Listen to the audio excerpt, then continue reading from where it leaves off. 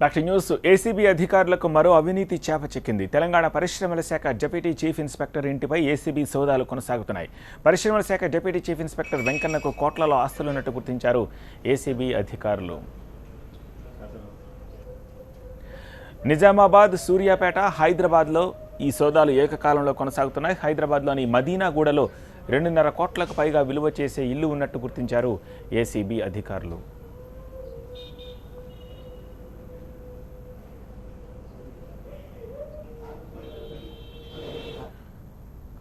పలు విలువైన ఆస్తులకు సంబంధించిన కీలక డాక్యుమెంట్స్ని గుర్తించి వాటిని స్వాధీనం చేసుకున్నారు.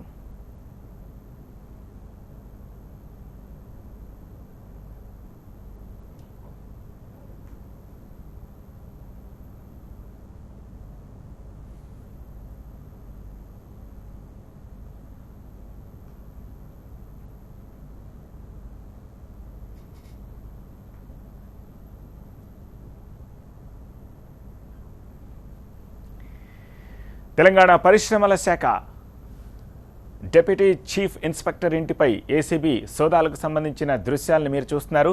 పరిశ్రమల శాఖ డిప్యూటీ చీఫ్ ఇన్స్పెక్టర్ వెంకన్నకు కోట్లలో అక్రమాస్తులున్నట్టుగా ఏసీబీ అధికారులు ప్రాథమికంగా గుర్తించారు.